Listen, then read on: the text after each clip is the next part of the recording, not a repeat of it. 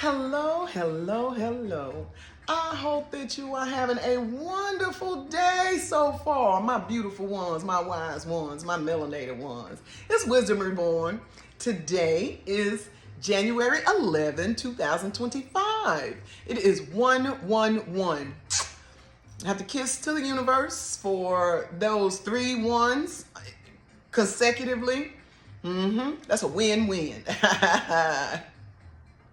I hope that y'all are off to a beautiful day. It's cold outside, and we were supposed to get some snow. Now we ain't get no snow, and I done remix 3 or 4 different songs requesting snow or wondering where the snow is. There is no snow, and it is what it is. The first snow, what they say, the first one pulls all of the dirt and stuff out of the atmosphere. So hopefully that's what it is. Because if we get snow again, your girl gonna make some snow cream and see what that's all about. Take me back to the old days.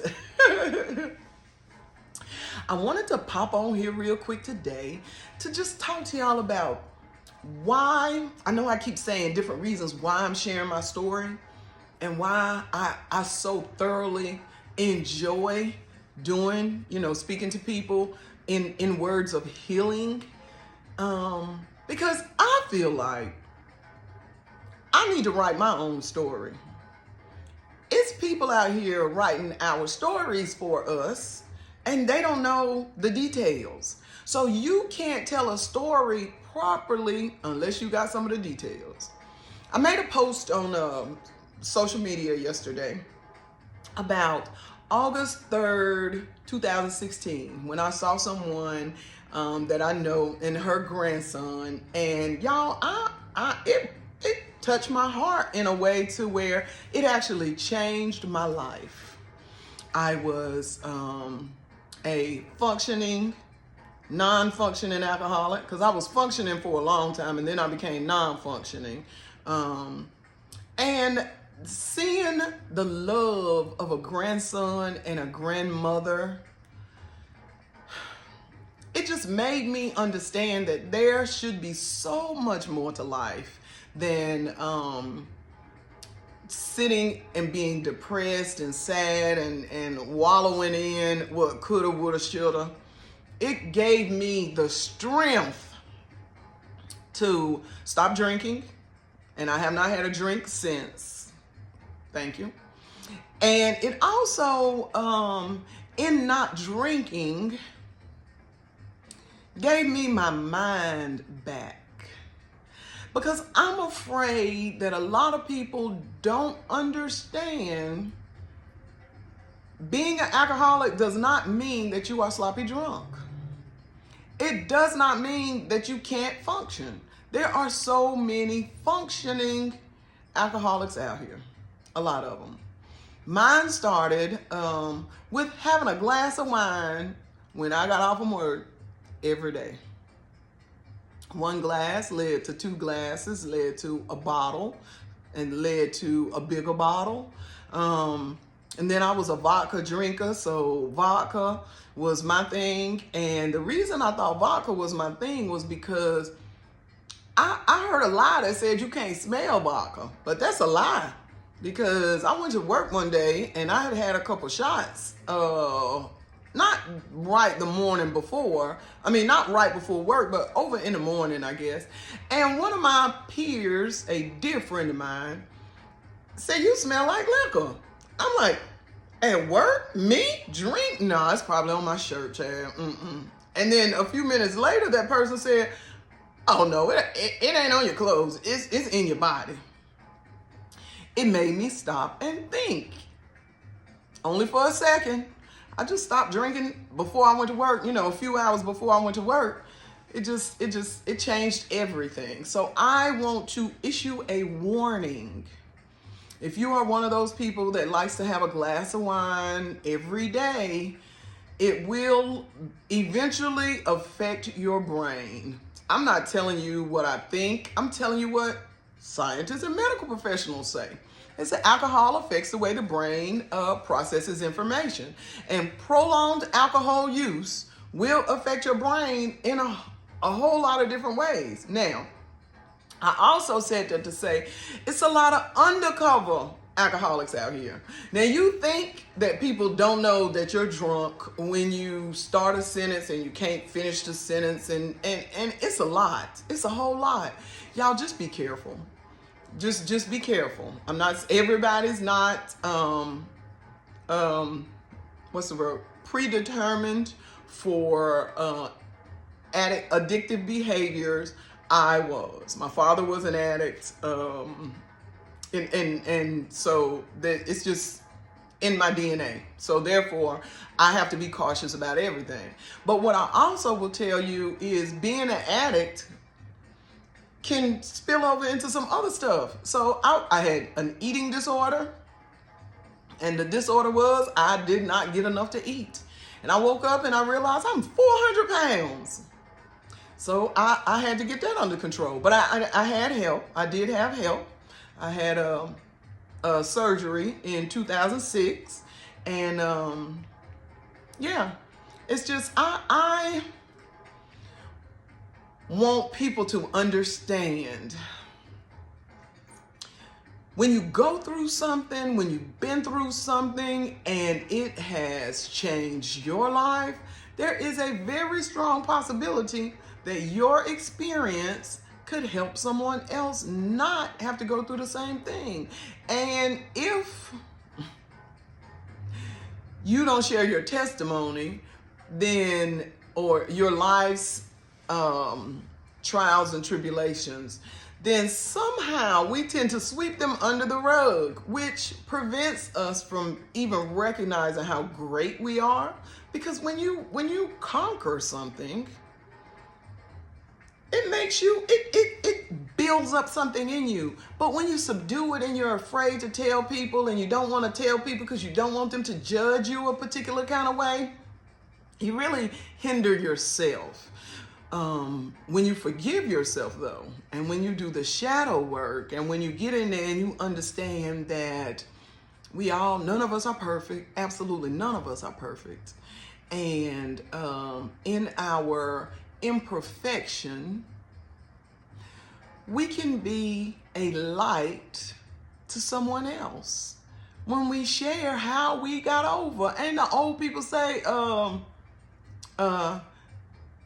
one day I'll be able to sit and tell the story of how I got over. Well, I'm thankful that these days are here, and I'm able to sit and tell the story of how I got over, how I made it over. I made it over because I went within. I realized there was so much more to life, than being on every set, drinking, mixing drinks, and when you drink a lot, you make bad decisions. It affects how you process information, not just while you're under the influence of said whatever, but also afterwards, because your brain doesn't quickly bounce back from some of those things. Now, I was a real drinker from 2007 to 2016. A real bad drinker. I had a career. I actually worked a couple of jobs and did very good at them in the beginning. I went on to college and I graduated from college, all while drinking, all while being probably intoxicated 30% of every day, at least 30% of every day. But I'm no longer that person. Now, during that time, I did some terrible things. I did some things that I've had to forgive myself for. But I have forgiven myself for them. And even prior to that, that was my second bout with alcoholism. The first time, it was very easy for me to stop drinking. Very easy. But like I said the other day, when you quit a habit, one habit, and it's easy for you to quit, you should walk away from it. Because if you accept it back into your life, it's going to get harder and harder every time you try to kick it. So this last time I quit smoking Black and Milds, I have no intent of ever. And I don't know why I picked up smoking. I do know why. I picked up smoking because a lot of people told me, I don't know if I can trust you. You don't drink, you don't smoke, you can't be trusted. How in the world do you base trust in someone on their bad habits? So if you can't trust me because I don't drink and I don't smoke, do you? I feel like I should be more trustworthy now. But and I also wanted to share that because I was a nerd kid. I really was a nerd kid, and I love learning. I love sharing information. And after I stopped drinking and realized how messed up my brain was, how it was just not functioning at its highest potential, my then prayer to the universe was that I get my brain back. And it took 6 years before I could honestly see I could see a little changes throughout those years, but after 6 years of not drinking, I really felt like I had my brain back. And I'm so thankful that the Most High didn't just give me my brain back. The universe gave me my brain and my body back, because I am just a few pounds bigger than I was when I quit high school. I ain't gonna say finish high school. I finished it, but I quit it. And I quit it because I was in foster care, and being in foster care and trying to maneuver with no money out here in these streets just wasn't working for me. So I quit school. 3 days after I quit school, I went to Central Piedmont and I took a GED test, and I passed the test on the first time. So I quit school and got a GED. A lot of people say that's an equivalent. I say it is what it is. It is what it is. It was a test that I took that prepared me to that allowed me to be able to go out into the workforce and get menial jobs, because you have to, if all you need is a GED, chances are the job that you're working, especially at that time, is not a great paying job. Fortunately, I have been blessed with some wonderful jobs with just my GED. And I thank the universe and my ancestors for making way for those things, because everyone doesn't have it like that. But your brain. Some people may not understand that your brain is not functioning at its highest level, because maybe you've never even allowed your brain in your sober younger years to function at a higher level. I tell you what though, I can complete a sentence, I can complete a thought, I can do research, I can come up with a hypothesis, I can put a group of facts together and results.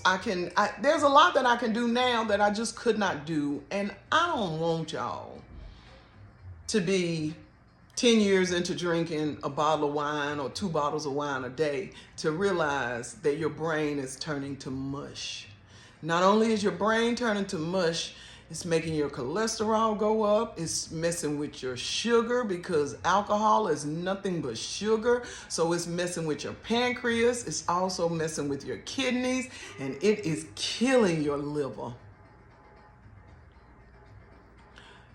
Your pineal gland, your first eye that's in the center of your brain, that we melanated ones have such a lot of power in. We do, because we just do. The melanin in our system allows us to have certain things that non-melanated people don't have. And the alcohol, which is made readily available to us in our communities through liquor stores, through convenience stores, and it's all a distraction. It's to keep us distracted. It's to keep us distracted from our divinity. It's not to keep us distracted so much from the things that are going on in the world. It's to keep us distracted from our divinity, the thing that makes us divine, the thing that keeps us in touch with the universe, the thing that helps us succeed. That's what it's all about. Keeping us distracted so we won't be able to see clearly going forward. Not with our 5 senses, Because I think we allow our five senses to keep the senses that we are absolutely supposed to depend on, our first eye and our gut, from leading us and guiding us to where we need to go. Yeah. I can't make excuses. I'm not going to make excuses. I'm going to be doggone 100% honest. I cannot make excuses. I made bad decisions. I ended up getting into some things that I probably shouldn't have gotten into. Thankfully, I never got into any hardcore drugs, although I did try the little white baggies one time. And after biting my tongue and running into the side of walking into the side of a wall, and it wasn't for me. It just wasn't for me. And I've heard horror stories from other people, and I'm so glad. Because, y'all, I did like to be out of myself during that time because I really didn't even like me. But now, you can't stop you, girl. You cannot stop me. I love me more than I love anything else. And I want you to do the same. So, just be mindful. I never want to make somebody feel like they have to make a decision, but I do want to make you feel like you have to think about the next decision that you make. I do. That seems like a lot to have put into 16 minutes and 35 seconds. I just felt like getting on here talking. I felt like getting on here sharing a little bit. I felt like getting on here being a little bit vulnerable. And you know what? It takes a lot to be vulnerable, to allow people into the spaces that we keep quiet. I feel like the darkness that we hide is really just the shell covering the light that shines within. And y'all know I am all about illuminating everywhere that I go. That's my prayer. Every morning, my prayer is that I let my light shine and that people see in me something that they might be missing within themselves, or see in me something that they might just want to tap into to add more to. I feel like I have been through everything. Yes. And the experiences that I went through weren't just for me. They would have helped me be more relatable so that I could help others get to a place of healing. First get to a place of acknowledgement, because before you can ever start to figure out how to fix a problem, you have to acknowledge that there is a problem. So the first thing that I want you to do is acknowledge that there might be something that needs some attention paid to it.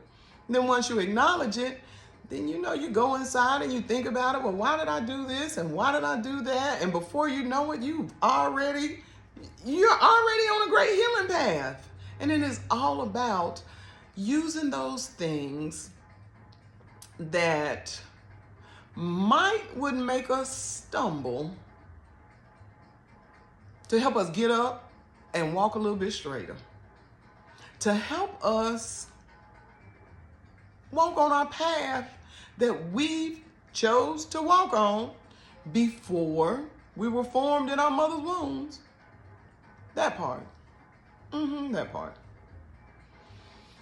I just wanted to get on here and share